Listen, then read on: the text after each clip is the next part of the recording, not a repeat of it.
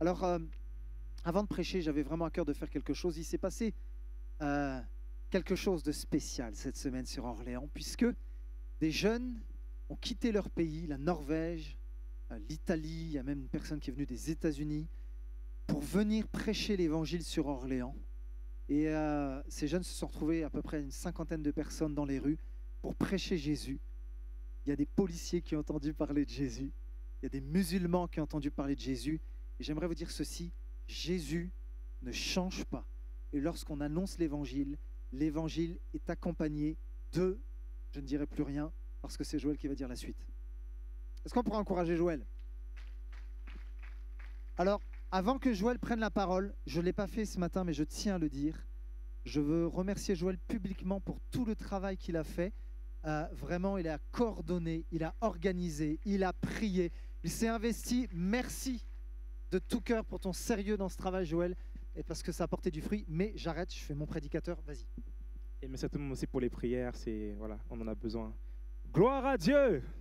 Amen. Les amis, Dieu ne change pas, comme le pasteur Greg l'a dit. Je me mets à ta place. Non. C'est extraordinaire de voir ce que Dieu fait, il ne ment pas. Il dit, voici les signes, les miracles qui accompagneront ceux qui auront cru. En fait, c'est comme une valise, tu vois, qui est avec toi, et puis elle t'accompagne en fait. Quand tu vas prêcher l'évangile, Dieu agit. Et j'aimerais simplement donner quelques témoignages pour rendre gloire vraiment à Dieu, parce que c'est le même hier, aujourd'hui, et éternellement, il ne change pas. Quand il dit, la chose arrive. Quand il ordonne, elle existe. Amen. Là, on était avec 50 jeunes, et puis à un moment donné, on croise une personne qui est en fauteuil roulant. Elle était accompagnée avec, je pense, la personne qui s'occupait d'elle simplement. Et à un moment donné, on prie pour elle. Michael était au premier rang. Il a vu ça en live comme ça. Et à un moment donné, la personne qui est au fauteuil roulant se lève et commence à marcher. Est-ce qu'on peut acclamer? Je sais parce que... Mais le plus beau au final, c'est qu'en fait, la personne qui l'accompagnait était d'origine musulmane. Et quand elle a vu ce qui s'est passé, elle dit, mais c'est quoi? C'est pas possible. Et du coup, on lui a prêché le Christ. Elle a cru. Est-ce que tu veux maintenant accepter Christ dans ta vie? Et là, il y a un combat qui est là parce que je suis musulmane, c'est compliqué. Vous voyez ce que je veux dire? Donc, on prie vraiment pour que Dieu puisse continuer l'œuvre qu'il a commencé dans sa vie. Amen? Amen? OK. Deuxième témoignage, à un moment donné, il y a 3 jeunes filles, je ne sais pas s'ils viennent de Norvège ou je ne sais où. Elles croisent 3 petites filles toutes mignonnes et puis on leur parle de Jésus-Christ. Jésus t'aime, he's wonderful for you, it's incredible. Nana. Et les filles sont là et puis elles commencent à pleurer, juste au son de la voix de ces filles. En fait, le Saint-Esprit touchait simplement leur cœur, juste parce qu'il y a une parole de vie qui a été relâchée simplement. Et les filles commencent à pleurer, elles commencent à pleurer, elles commencent à pleurer. Est-ce que tu veux croire maintenant en Jésus-Christ? Non, je ne veux pas. Pourquoi tu ne veux pas? Et parce que moi, je suis bouddhiste, c'est compliqué, etc., etc. Est-ce que vous me suivez? Donc, Dieu agit. Dieu vraiment fait une œuvre, mais il y a un combat qui est là et on veut vraiment prier pour que vraiment Dieu continue l'œuvre qu'il a commencée dans leur vie. Amen. Amen. Également, donc, alors qu'on prêchait simplement la parole de Dieu, mais vraiment simplement. Donc, en fait, si vous voulez, il y avait de la danse, il y avait des chants, et à un moment donné, il y a le prédicateur qui arrive et qui prêche simplement l'évangile, qui proclame simplement les merveilles de Dieu. Et alors qu'on entourait simplement comme ça les gens, alors qu'on témoignait, plusieurs personnes ont tout simplement accepté Jésus dans leur vie. Est-ce que vous comprenez? C'est tellement simple, il faut juste aller.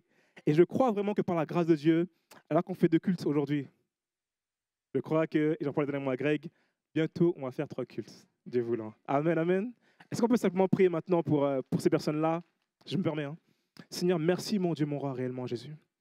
Merci Seigneur parce que tu aimes tellement la ville d'Orléans, Jésus.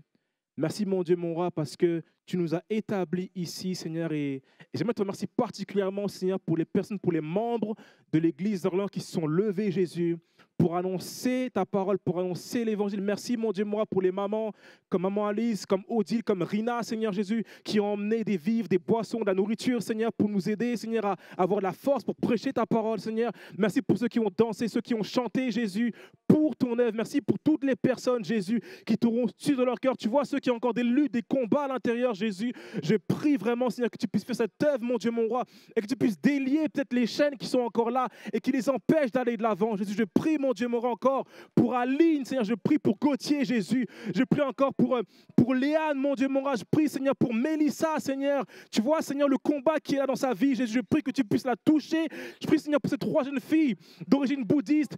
touche leur cœur, mon Dieu, mon roi. Tu vois la religiosité qui est là, Seigneur. Tu vois, Seigneur, le background. Tu vois, mon Dieu, mon roi, le passé qui est là, Seigneur, qui les entoure, Jésus. Je prie que tu puisses continuer l'œuvre que tu as commencé dans leur vie, Jésus. Je prie pour l'église d'Orléans. Je prie pour une église en mission qui va de l'avant, qui fait, comme tout à l'heure on a chanté, Seigneur, ce que ton cœur désire. Je prie, Seigneur, pour que ton cœur soit comme imprimé sur les nôtres, oh Jésus. Au nom puissant de Jésus. Amen, amen et amen. Amen. Oui, on peut acclamer le Seigneur. Amen. Amen, amen. Est-ce que vous êtes prêts pour la parole de Dieu? Oui. Avez-vous déjà été marqué par un discours? Quelqu'un qui vous a donné une parole un jour et ça vous a marqué. Et alors que peut-être ça s'est passé il y a 20 ans, 30 ans, vous vous rappelez toujours de ce conseil, de ce discours qui a peut-être marqué un aspect de votre vie. Ça peut être votre père, ça peut être un ami, ça peut être un pasteur, je ne sais pas. Mais il y a des discours qui nous marquent. Il y a également des discours qui ont marqué l'histoire. Vous vous rappelez tous de Martin Luther King? On est en 1963. Son combat pour les droits civiques rentre dans l'histoire grâce à cette phrase de 4 mots. I have a dream. J'ai un rêve. J'ai un rêve. I have a dream. Wow. Et on se rappelle toujours, encore aujourd'hui, des années plus tard, Winston Churchill, 1940, va prendre la parole le 3e jour après sa nomination à la Chambre du Parlement en pleine Seconde Guerre mondiale. Ce que j'aime avec Churchill, c'est qu'il ne vend pas du rêve. Oh, je vais tous vous augmenter le SMIC. Je fais référence à personne, bien évidemment. Voici ce qu'il promet. Et ça, c'est de l'authenticité. Du sang, des larmes, de la transpiration et de la fatigue. Au moins, il n'a pas menti, c'était vrai. Et on se rappelle encore de ce discours-là. Le premier discours de John Kennedy, on est en 1961.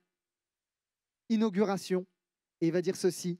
Ne vous demandez pas ce que votre pays peut faire pour vous, mais demandez-vous ce que vous pouvez faire pour votre pays. Ça, c'est une phrase que les pasteurs aiment parce qu'on peut changer le mot pays par le mot église. Ne vous demandez pas ce que votre église peut faire pour vous, mais demandez-vous ce que vous pouvez faire pour votre église et que quelqu'un dise Amen. Alléluia. Voilà, ça m'a fait du bien. Un discours, c'est bien, ça peut marquer l'histoire, mais s'il y a un discours qui a marqué l'humanité jusqu'à aujourd'hui, plus que tous les autres, c'est bien un discours qui vient du Fils de Dieu. C'est plus qu'un politicien, c'est plus qu'une star de cinéma, c'est le chemin, la vérité, la vie, qui est venu sur la terre. Et on se retrouve dans l'évangile de Matthieu à partir du chapitre 5. Et du chapitre 5 jusqu'au chapitre 7, c'est un moment particulier parce qu'on appelle cet épisode le sermon sur la montagne. Jésus est venu monter sur cette montagne pour enseigner les disciples, pour enseigner les gens qui l'écoutaient, qui l'entendaient. Alors voici quelques brèves explications par rapport au sermon sur la montagne. C'est probable que cet enseignement soit une compilation des paroles de Jésus, c'est-à-dire que Jésus n'a pas fait de 5 à 7 un enseignement en une seule fois, mais l'auteur a probablement pris plusieurs enseignements et il a fait une compilation de tous ces enseignements de Jésus. C'est probablement le sermon, l'enseignement le plus connu de Jésus. Mais à qui s'adresse cet enseignement? Eh bien, il s'adresse premièrement à une catégorie de personnes. Il s'adresse aux disciples. Jésus dépeint le comportement qu'il attend de chacun des disciples. Alors, il va parler du caractère, il va parler de l'influence, la justice, la piété, les relations ou l'engagement. Tous ces thèmes sont traités par Jésus. Quelqu'un dira que le sermon n'est pas un programme visant directement l'amélioration du monde, mais il s'adresse à ceux qui ont renoncé au monde pour entrer dans le royaume. Et il y a un parallèle extraordinaire. Vous savez, Jésus va monter sur une montagne. Qui d'autre est monté sur une montagne dans l'Ancien Testament? Moïse. Qu'a fait Moïse sur cette montagne? Il a reçu la loi.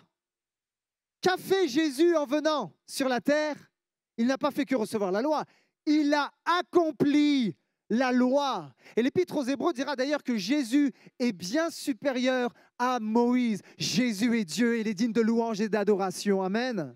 Jésus est supérieur. Waouh. Alors, on va se plonger dans la dernière section de l'enseignement de Jésus. On tourne chapitre 5, chapitre 6. Et on arrive au dernier enseignement, on est dans le chapitre 7, à partir du verset 21. Et en gros, cette série de discours s'arrête sur cet enseignement. Je vous annonce, ce n'est pas l'enseignement, comment dire, qui nous fait sauter au plafond, qui nous fait bondir de joie. Mais ça reste la parole de Dieu, donc on doit le prêcher. On est dans Matthieu 7, 21, voici ce que Jésus dira. Pour entrer dans le royaume des cieux, il ne suffit pas de me dire « Seigneur, Seigneur ». Il faut accomplir la volonté de mon Père céleste. Au jour du jugement, nombreux sont ceux qui me diront « Seigneur, Seigneur, nous avons prophétisé en ton nom. Nous avons chassé des démons en ton nom. Nous avons fait beaucoup de miracles en ton nom. » Je leur déclarerai alors « Je ne vous ai jamais connus. Allez-vous-en, vous qui pratiquez le mal. » Et tout le monde dit quand même « Amen ». Waouh. Alors voici le titre de mon message pour aujourd'hui. Je l'ai intitulé « Parler, c'est bien. Faire sa volonté, c'est mieux. » Et mon premier point est celui-ci, de la parole aux actes. Qui connaît quelqu'un dans son entourage qui parle beaucoup? Et tu as beau parler d'un sujet, la personne connaît toujours tout sur tout. J'avais un collègue de travail comme ça. Tu pouvais parler science, économie, géopolitique, finance, tout. Il connaissait tout sur tout et parfois c'était un donneur de leçons. Le problème, c'est qu'il ne mettait pas en pratique ce qu'il disait. D'ailleurs, un dicton qui dit « plus t'en dis, moins t'en fais ». Mais vous savez, on pense tous à un collègue, à un voisin, quelqu'un de notre famille qui parle beaucoup. Mais, si on veut être honnête, est-ce qu'on n'a pas tous été comme ça? Est-ce qu'on n'a pas tous un jour donné des leçons aux autres qu'on ne sait pas appliquer à nous-mêmes? Je plaide coupable. On a tous été comme ça. Et je me suis posé cette question, mais pourquoi en fait nos actes sont si importants? Parce que ce n'est pas par les œuvres qu'on est sauvé, on est d'accord? C'est par la foi en Jésus-Christ. Oui, mais il y a un autre texte qui va dire, ouais, mais ok, montre-moi tes œuvres et je te dirai si tu as la foi. Donc c'est une question d'équilibre. Oui, ce n'est pas les œuvres qui te sauvent, c'est ta foi en Jésus-Christ. Et ça, c'est fondamental. Mais maintenant, quand tu es régénéré, quand tu es né de nouveau, il y a un feu qui brûle en toi. Tu ne peux pas rester les bras croisés. Tu veux louer, adorer, servir le roi des rois. Amen. Amen. D'ailleurs, vous savez, quand j'ai étudié ce texte-là, Seigneur, Seigneur, ça me fait penser à nous les maris. Alors, je me mets complètement dedans. Et tu peux remplacer Seigneur, Seigneur par chérie, chérie ou je t'aime, je t'aime. Et parfois, bizarrement, ton épouse, ça ne lui fait pas beaucoup d'effet parce qu'elle te dit, oui, c'est bien que tu me le dises, mais j'aimerais que tu le mettes davantage en pratique. Qu'aucun mari ne lève la main, qu'aucune femme ne regarde avec un esprit de condamnation son mari ce matin. Alléluia quand même. Mais on a besoin d'être des praticiens plus que des théoriciens. Alléluia. Alors, revenons à cette question. Pourquoi Dieu prend au sérieux nos actes? Si c'est par la foi qu'on est sauvé, je vais l'expliquer. Mais je pense que, en fait, nos actes rendent témoignage de ce que Jésus a fait dans nos vies. Nos actes sont la démonstration d'une vie changée. Mais nos actes peuvent nous amener vers deux voies ou peuvent engendrer deux choses. Tes actes peuvent engendrer du crédit ou tes actes peuvent engendrer du discrédit. Et en fait, c'est une question pour moi d'intention, d'intentionnalité. On parle de crédit. J'ai lu un article l'autre jour, un ancien ministre de l'Intérieur a été flashé à plus de 170 km/h au lieu de 110 km/h alors qu'il conduisait sa voiture. Alors les douaniers se sont mis à le pourchasser croyant que c'était un go-fast. Un go-fast, c'est une voiture qui roule très vite pour emporter de la drogue d'un endroit à un autre. Sauf que ce n'était pas un go-fast, c'était le ministre de l'Intérieur à l'intérieur de la voiture d'ailleurs. Et il s'est fait arrêter. Et les douaniers lui ont dit, voilà, papier, tout ça, mais ils ont dit, il nous dit quelque chose celui-là. Oui, c'est le ministre de l'Intérieur. Et le ministre de l'Intérieur, au lieu de se faire tout petit, s'est mis à enguirlander les douaniers comme du poisson pourri. Et figurez-vous, c'est dans l'article, il n'a pas eu de retrait de points, il n'a pas eu d'amende. Bonjour l'équité et la justice, liberté, égalité, fraternité, mon œil, excusez-moi. Et croyez-vous que si ce ministre, un jour, fait des recommandations ou donne des leçons sur la sécurité routière, il y aura du crédit? Mais non, il n'en aura pas du crédit. Pourquoi? Parce que les actes parlent plus que les mots. Et d'ailleurs, Jésus va donner un conseil à ses auditeurs en parlant des scribes, des religieux qui connaissaient beaucoup la loi, qui étaient très pompeux et qui se pétaient les bretelles de par leur titre et leur connaissance. Jésus va leur dire à ces gens-là, faites donc tout ce qu'ils vous disent et réglez votre conduite sur leur enseignement. Donc ça, on est pas mal déjà. Par contre, mais gardez-vous de prendre modèle sur leurs actes, car ils parlent d'une manière et agissent d'une autre. Ce que Jésus est en train de dire, c'est je ne suis pas impressionné par ta connaissance théologique. Je ne suis pas impressionné par tes belles prières ou tes belles paroles. Quand tu vas arriver devant le trône de Dieu, Jésus ne va pas te dire « Oh, quand tu priais comme ça, par exemple, Jésus, merci pour ton immutabilité, merci pour ta transcendance, Seigneur. » Mais ça ne m'impressionne pas. Moi, ce que je veux, c'est que tu mettes en pratique ma parole. Alléluia. Ce n'est pas juste que tu parles bien. Parce que parler bien, ce n'est pas ça qui nous sauve déjà. Et parler bien, ça ne veut pas dire qu'on est né de nouveau, ou on est transformé, on est dans la volonté de Dieu. Waouh! En fait, Jésus désire, plutôt, il demande que ce qu'on dit et ce qu'on fait soit aligné avec sa parole, avec son cœur. Vous savez ce que j'aime avec Jésus? Ce que j'aime avec Jésus, c'est qu'il pratiquait ce qu'il disait. Il y a un équilibre entre son enseignement et ses actes. Il ne passait pas tout son temps dans les synagogues ou à enseigner les gens. Il le faisait parce que c'est important. Parce que quand on n'a pas de connaissance, le peuple périt. Mais Jésus est tellement équilibré que ses disciples, quand ils enseignent, il dit, les gars, maintenant, on va aller sur le terrain, puis on va pratiquer ce que je vous ai enseigné. C'est comme ça qu'on fait des disciples. Alléluia. Quand Jésus parlait du pardon, croyez-vous qu'il enseignait seulement le pardon? Rappelez-vous à la croix, lorsque Jésus a été crucifié, qu'est-ce qu'il va dire? Père, pardonne-leur.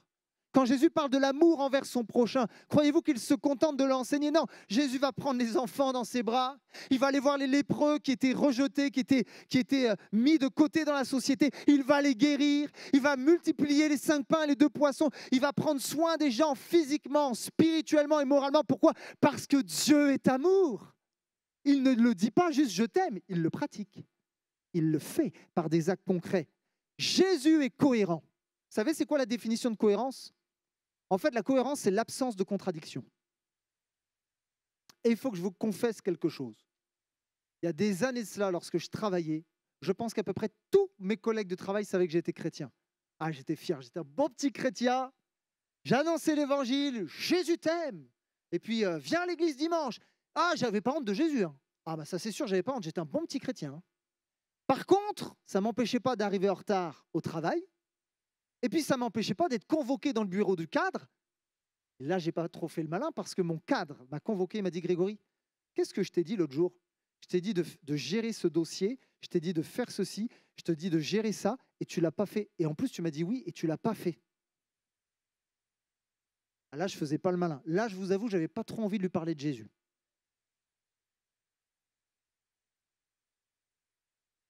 Et là, je pense que Dieu m'a repris. Grégory, c'est bien, tu as compris qu'il fallait témoigner, qu'il fallait parler. Mais Grégory, si tu parles et que tu n'agis pas, tu es incohérent et tu discrédites mon nom. J'ai pris ce que j'appelle une claque d'amour de la part du Seigneur, mais quelque part, je me suis toujours dit, et j'essaie de me le dire, même si parfois on n'est pas parfait, Greg, que ce que tu dis soit cohérent avec ce que tu fais.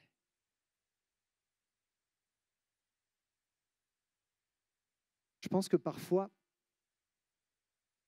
peut-être dans nos églises, peut-être dans nos propres vies, on a plus mis l'emphase sur le discours que sur le témoignage. Tu sais, dire que Jésus est Seigneur, ça ne suffit pas. Chanter que Jésus est Seigneur, ça ne suffit pas. On a besoin de le vivre. J'ai besoin d'expérimenter, de pratiquer en tant que disciple, que Jésus n'est pas juste un sauveur, mais qu'il est mon Seigneur. Quelqu'un dit ceci, ça m'a interpellé. Dès que tu déclares que Jésus est ton Seigneur, tu as une responsabilité.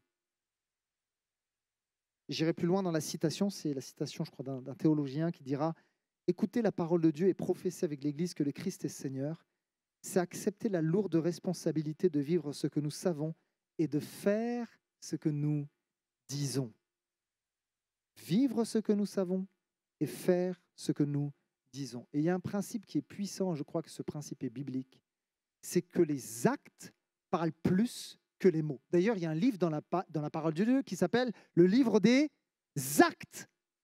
Ce sont des hommes qui ne passent pas leur temps à avoir des palabres, même s'il y a eu des conciles, il y a eu des discussions, c'est vrai, qui étaient parfois assez animées, c'est vrai, parce que ça faisait partie de l'évolution, de la croissance de l'Église, de l'émergence de l'Église. Il y a dû avoir des discussions, mais ces hommes-là ne passaient pas leur temps à faire des discours. Ces hommes pratiquaient la parole de Dieu.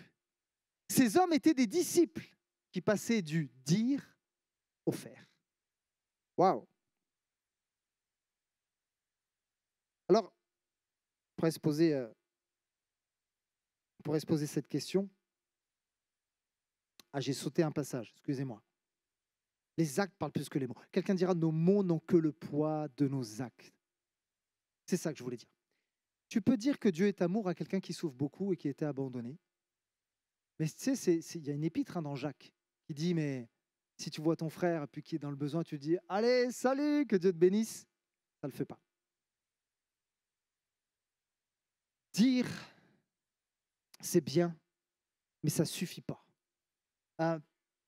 Imagine un médecin qui est tout fraîchement diplômé et qui va rencontrer une personne dans la rue qui s'est ouvert le bras et qui a une hémorragie. Et cette personne est en train de se vider de son sang. Et le médecin arrive et il a toute la connaissance et il est en train de réciter tous les cours qu'il a appris depuis des années.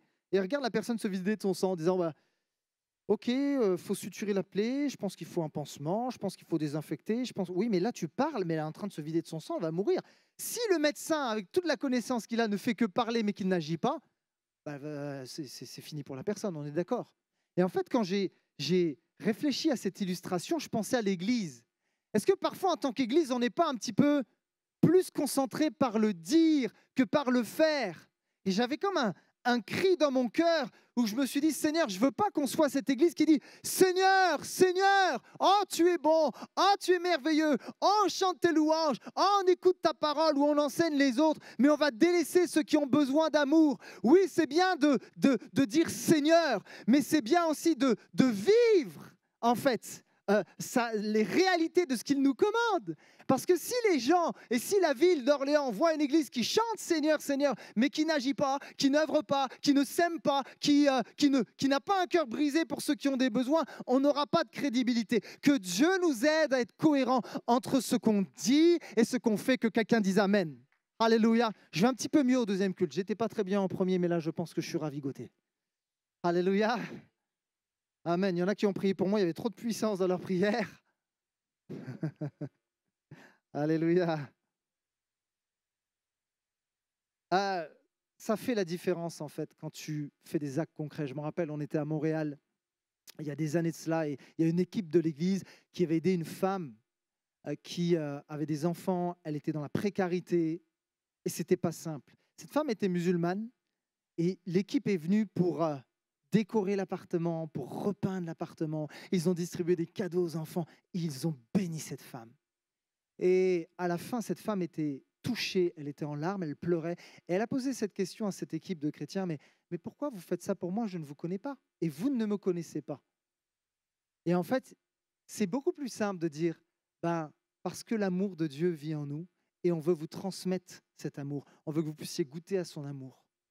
Et vous savez, Jésus vous aime. Quand tu dis ça, quand tu vis ça, ça a bien plus d'impact, ça a bien plus de poids. Pourquoi? Parce que les actes parlent plus que les mots. Alors, je vais terminer avec mon premier point. Maintenant, concrètement, comment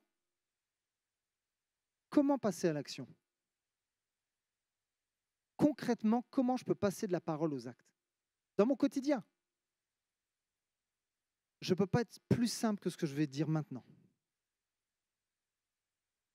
prends ta Bible, ouvre-la, lis-la, mais prends une décision. C'est que lorsque tu vas la lire, tu ne vas pas la lire juste pour avoir de la connaissance, mais tu vas avoir un désir dans ton cœur de mettre en pratique ce que Dieu va t'enseigner, ce que Dieu va te commander. Et je peux t'assurer que quand quelqu'un a un ardent désir dans son cœur de ne pas simplement connaître, de ne pas simplement lire pour enseigner les autres, mais je veux le lire parce que je veux le pratiquer, parce que je veux le vivre, alors c'est là que tu deviens un disciple efficace entre les mains de Dieu. Alléluia. On a besoin de changer notre vision des choses. On a besoin de pas juste être des théoriciens, on a besoin d'être des praticiens. Que quelqu'un dise Amen. C'était mon premier point, de la parole aux actes. Et mon second et dernier point, je l'ai intitulé « Des actes, mais dans l'obéissance ». Parce que faire, c'est bien. Mais on va aller un petit peu plus loin. Ce n'est pas parce que tu fais, même des choses qui semblent très spirituelles, que tu es forcément dans le plan et dans la volonté de Dieu. On peut faire toutes sortes de choses pour Dieu, mais sans Dieu.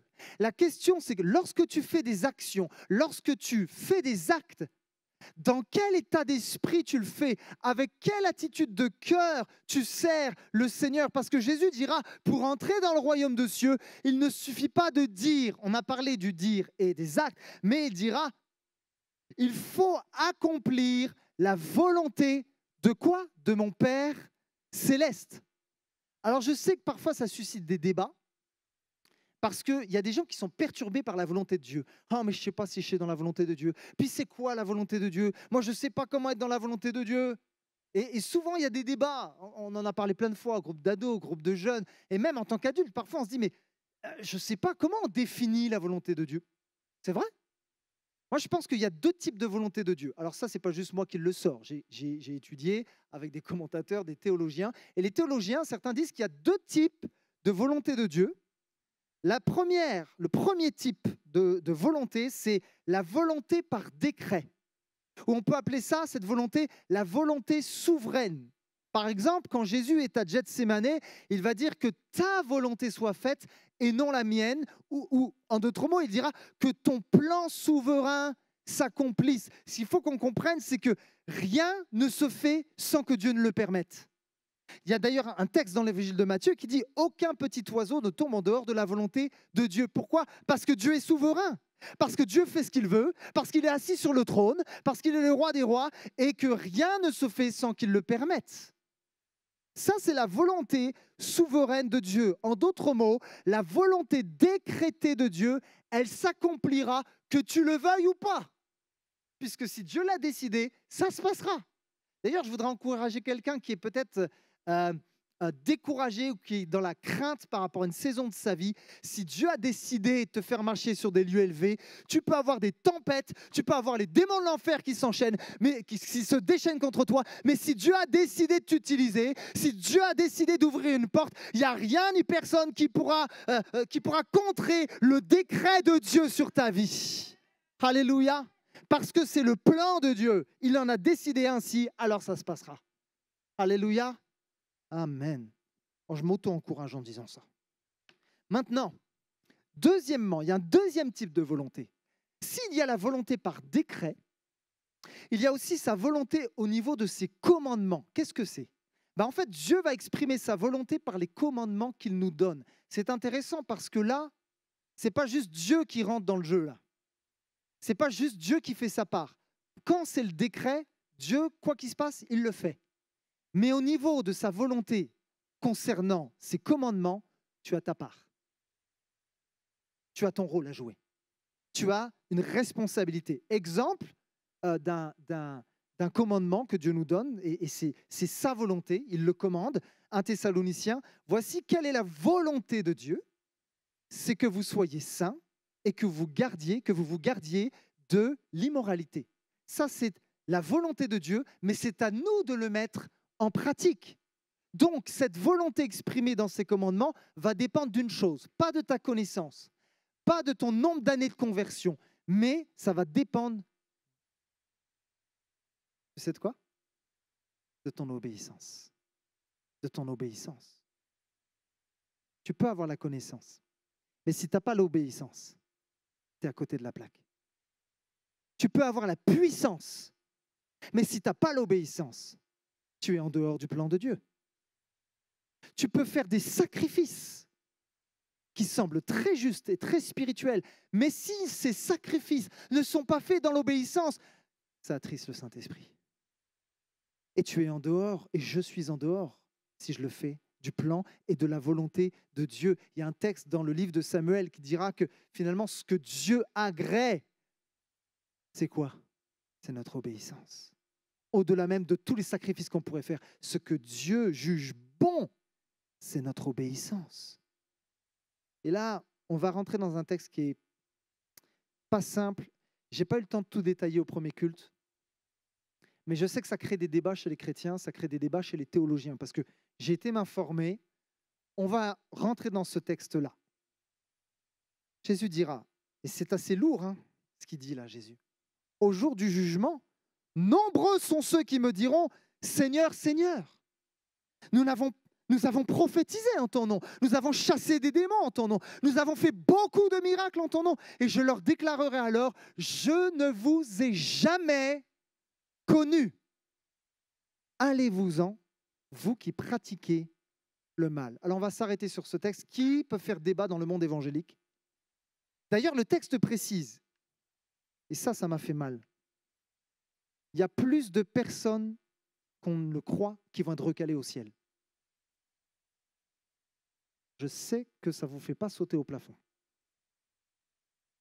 C'est-à-dire qu'il y a des personnes, ils vont arriver, je ne sais pas si c'est en sifflotant, ils vont se dire, on a fait tellement de choses pour Dieu, c'est sûr, on est sauvés. Et Jésus va dire, non, non, non, je ne vous connais pas. Mais pourquoi?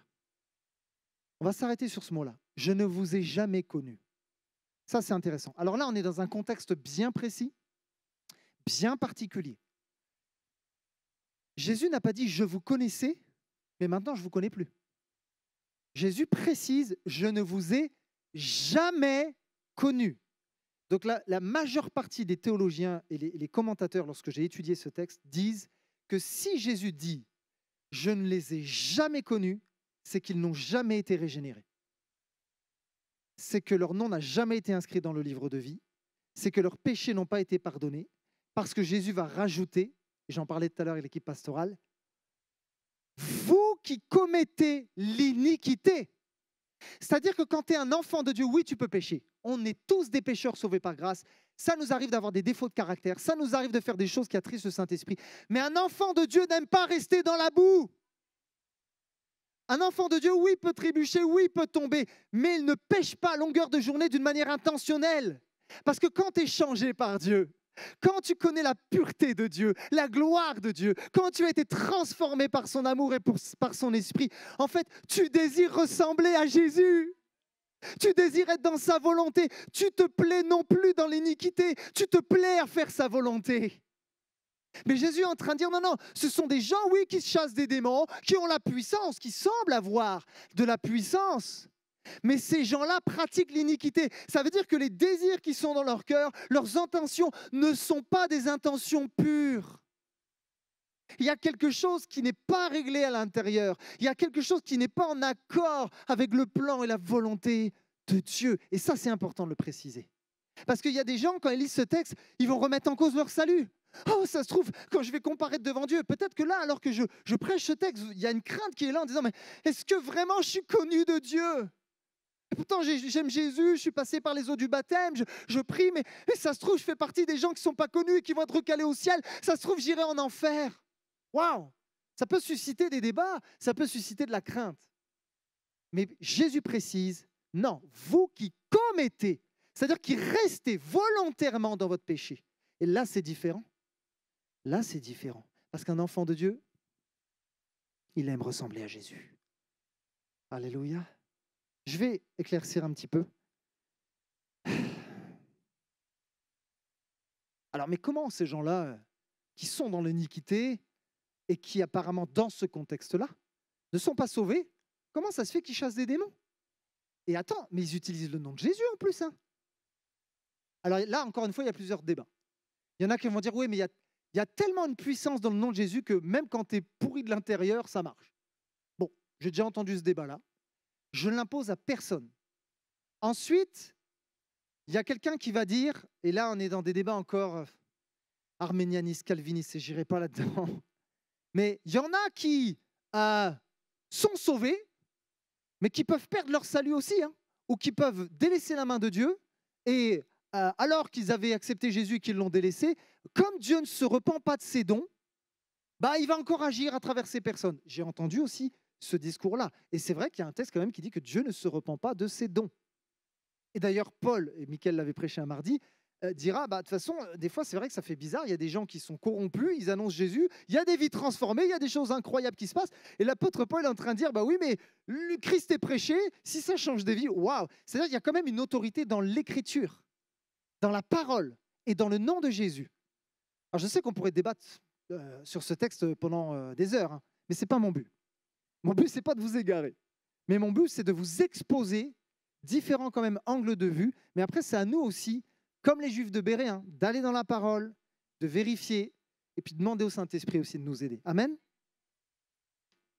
Allons un petit peu plus loin.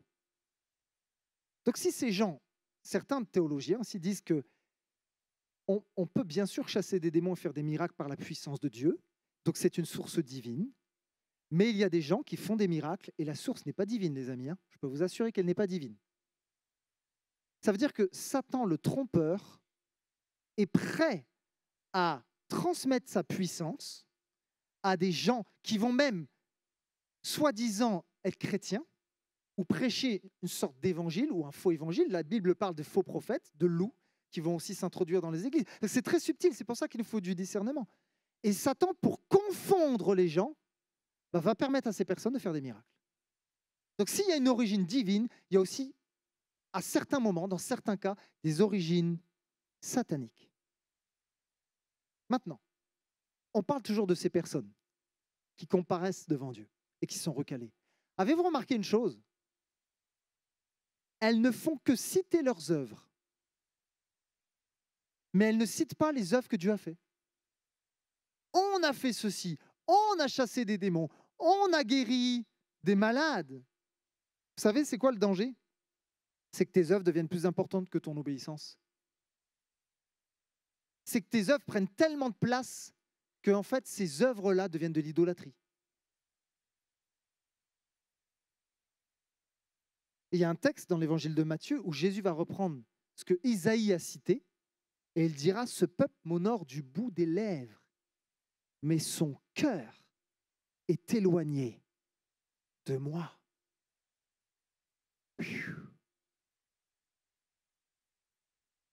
Je voudrais juste faire une petite parenthèse que je vais vite refermer. Je sais qu'il y a des gens qui vous êtes sauvés. Et si Jésus revenait, vous allez dans son ciel de gloire. Alléluia. Et je prie que ceux qui ne sont pas sauvés dans ce lieu, vous puissiez vous repentir et donner votre vie à Jésus.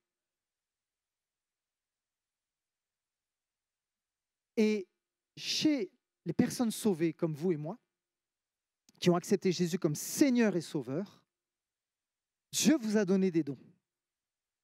Et ces dons sont censés contribuer à l'avancement du royaume de Dieu. Ces dons que Dieu nous donne, c'est un cadeau. D'ailleurs, ça ne vient pas de nous, hein, c'est un cadeau. C'est lui qui donne. Dieu donne, Dieu reprend, il fait ce qu'il veut.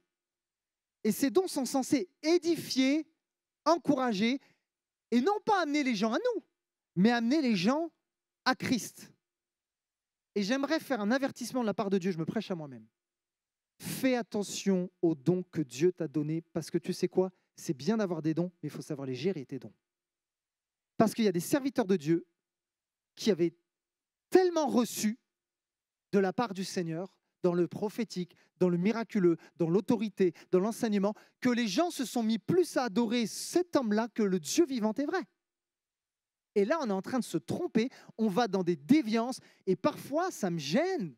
Je vois des foules qui courent après des hommes de Dieu, mais ces hommes de Dieu leur disent rien, parce que ça leur plaît. Et un jour, je me rappelle d'un serviteur de Dieu, Il y avait plein de personnes qui étaient là à sa conférence. Et j'ai aimé ce qu'il a dit. Si vous êtes venus pour moi, moi j'arrête la conférence. Vous voulez Jésus, rentrez chez vous. Ferme la porte de ta chambre parce que ton Père qui est là dans le lieu secret t'attend. Alléluia. Alléluia. Alors faisons attention. Gérons vraiment les dons. Que ce soit pour la prédication, la louange, l'hospitalité, l'enseignement, quel que soit ton don, il faut toujours que tu te dises que ce don serve pour la cause de Christ et non pas pour ma cause, à moi. J'aime ce théologien John Gill, un théologien anglais du XVIIe siècle. Il dira ceci: remarquons que ces personnes, celles qui comparaissent devant Dieu et qui sont recalées, font reposer tout leur salut sur ce qu'elles ont fait au nom de Christ et non pas sur Christ lui-même, en qui il y a le salut et en nul autre. Il n'y a pas une seule syllabe de ce que Christ a fait et a souffert. Il n'y a que ce qu'elles ont fait. En gros, c'est gloire à moi plutôt que gloire à Jésus. Pourquoi? Parce que ces gens, malheureusement, aimaient plus leurs œuvres que le Dieu de l'œuvre. Tu n'es pas sauvé par tes œuvres, tu es sauvé par la foi en Jésus-Christ. Alléluia. Alors que j'appelle l'équipe de louange, j'ai bientôt terminé, à vous approcher. Alors ça suscite quand même une question. Ce texte est assez perturbant. Il suscite des débats, même théologiquement parlant.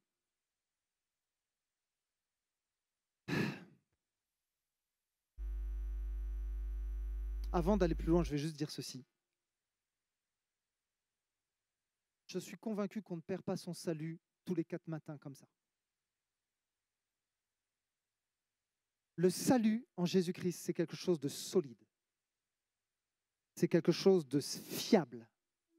Et ce n'est pas quelque chose qu'on va perdre et qu'on va regagner tous les jours. Pour moi, ceux qui prêchent ces choses-là, ce n'est pas du tout biblique. Maintenant, et là c'est peut-être plus une position personnelle parce que ça fait encore débat avec les théologiens. Ce n'est pas parce que tu es sauvé et que tu te dis j'ai un ticket pour le ciel parce qu'en fait je ne perdrai jamais mon salut que ça te permet de faire n'importe quoi. Là, je pense qu'il y a une nuance. Il faut faire attention. C'est pour ça que la Bible dira « Priez et veillez afin de ne pas tomber. Gardez vos lampes allumées. » Là, la Bible, elle parle à des personnes qui ont été régénérées. Hein. Elle ne parle pas à des inconvertis, des gens qui ne sont pas nés de nouveau. Il y a une vigilance à avoir. Même Paul va dire « Moi, j'ai combattu la course, j'ai été jusqu'au bout. » Il y a même des gens, et Paul dira « Démas. » Démas, c'est quelqu'un qui a vécu une expérience avec Dieu. Il a servi aux côtés de Paul. Mais qu'est-ce que Paul va dire? Démas m'a abandonné. Mais Démas a abandonné aussi Dieu. Alors ça, c'est une position très personnelle que je n'impose à personne. Vous savez, je sais qu'il y a des petites guéguerres entre calvinistes et arménianistes. On peut pas perdre le salut, c'est impossible. Si certains disent si, on peut se donner à Jésus et on peut perdre son salut. Moi, ce qui m'intéresse, c'est de gagner le plus de monde possible au Seigneur. Et c'est de veiller jusqu'à ce que je rencontre Jésus. Et ne rien prendre pour acquis. Oui, je suis sauvé, mais ce n'est pas une option pour faire tout et n'importe quoi. On est d'accord?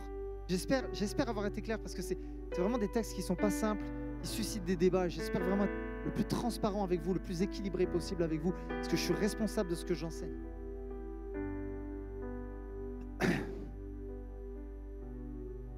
Maintenant, tu te poses peut-être la question, comment savoir si Dieu me connaît? Comment savoir si Dieu m'accepte? Il y a un texte dans le livre, dans l'Épître aux Corinthiens, qui dit ceci: mais si quelqu'un aime Dieu, celui-là est connu de Dieu. Le théologien John Piper dira: aimer Dieu est la preuve que vous êtes connu de lui. Maintenant, je ne peux pas m'arrêter là. Parce que vous savez quoi? Il y a plein de gens qui disent aimer Jésus. Donc, est-ce qu'il suffit juste d'aimer Jésus? Ouh, et je suis sauvé, je suis connu de Dieu? Alors, la Bible en parle, oui, ceux qui aiment Dieu sont connus de Dieu. Mais par contre, il y a des versets complémentaires. Et je vais compléter, parce que c'est important, sinon je suis trop vague. Jean 14, 21. Jésus dira: celui qui m'aime vraiment et là c'est intéressant, c'est celui qui retient mes instructions et qui les applique. En d'autres mots, Jésus ne parle pas juste de théorie, Jésus parle de pratique. C'est celui qui retient mes instructions et s'applique à les observer. Mon Père aime celui qui m'aime. Vous savez, quelqu'un peut dire, Grégory, il y a plein de gens qui pratiquent, il y a plein de gens qui font des choses pour Dieu, mais ils n'aiment pas Dieu. Oui, c'est vrai. Par contre, tu ne peux pas aimer Dieu sans pratiquer. Tu peux pratiquer sans aimer. Tu ne peux pas aimer sans pratiquer. Jésus dira, mon Père aime celui qui m'aime. Et moi aussi, je lui témoignerai mon amour et je lui révélerai qui je suis. Ce texte est formidable. Pourquoi? Parce que ceux qui obéissent au commandement de Dieu, ceux qui appliquent la parole de Dieu, en fait, c'est eux qui aiment Jésus. Que tu peux dire aimer Jésus, mais si tu ne mets pas en pratique sa parole, tu ne l'aimes pas. C'est ce que la Bible dit, en fait. Comment savoir qu'on aime Dieu et qu'on est connu de Dieu? En lui obéissant et en mettant en pratique ses commandements. Et quand tu fais ça, il y a une relation particulière qui s'installe entre Christ et celui qui s'applique à mettre ses commandements en pratique. Jésus est en train de dire, c'est fou, regardez ceci, moi aussi je lui témoignerai mon amour et je lui révélerai qui je suis. Je pense qu'il y a des révélations qu'il y a des gens qui ne peuvent pas avoir, qu'il y a des gens en fait qui n'auront jamais. Pourquoi? Parce qu'il y a des révélations que Dieu va nous donner seulement si on met en application sa parole. En fait, Dieu est en train de dire, il y a une intimité, il y a une proximité qui est supérieure. Il y a quelque chose que je vais te transmettre, il y a des choses que je vais te dire que tu ne pourras pas comprendre et que tu ne pourras pas entendre de ma part si tu ne mets pas en application mes commandements. C'est fort en fait ce qui est là. Il y a une proximité, une intimité d'une plus grande profondeur pour ceux qui pratiquent dans la volonté de Dieu. Alléluia. Alléluia. C'était pas un message simple à prêcher parce que il fallait expliquer des choses. Mais j'espère que ça fait écho dans ton cœur.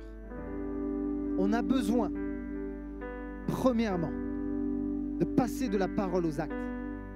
Et on a besoin, deuxièmement, de faire des actes dans l'obéissance. Et je termine avec ce dernier verset. En fait, un disciple de Jésus-Christ, c'est quelqu'un qui choisit de se nourrir différemment. Il n'a pas la même nourriture que les autres. Vous vous rappelez de cette histoire dans les évangiles? Jésus est au puits de Sichar, si mes souvenirs sont bons, et ses disciples vont acheter de la nourriture. Et ils vont revenir après par la suite, et ils vont lui proposer de la nourriture. Et qu'est-ce que Jésus va répondre? Est-ce que Jésus va prendre leur nourriture? Qu'est-ce qu'il va dire Jésus? Ma nourriture, c'est de faire la volonté de mon Père. Waouh!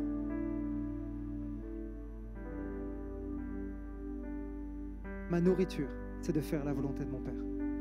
Alors, je nous pose la question, sommes-nous dans le plan de Dieu? Sommes-nous dans la volonté de Dieu? Es-tu connu de Jésus? As-tu une proximité avec Jésus? Il y a peut-être quelqu'un qui se nourrit d'une nourriture qui n'est pas bonne pour son âme. Depuis quelque temps, tu t'es égaré. La flamme s'est éteinte. Tu n'as plus cette ferveur, tu n'as plus ce zèle pour les choses de Dieu. Et le Saint-Esprit te parle aujourd'hui, en plein cœur de cet été, parce que Dieu n'est pas en vacances. Et il te dit, reviens dans mes voies. Ne sois pas simplement un théoricien, quelqu'un qui dit, qui palabre, quelqu'un qui se contente de dire Seigneur, Seigneur. Sois un praticien, mais pratique dans l'obéissance. Alléluia, je parle à quelqu'un ce matin. Je parle à quelqu'un aujourd'hui. Dieu veut que tu reviennes dans ses voies. Dieu t'appelle. Reviens à lui. Alléluia, on peut courber les cœurs. On peut courber les têtes.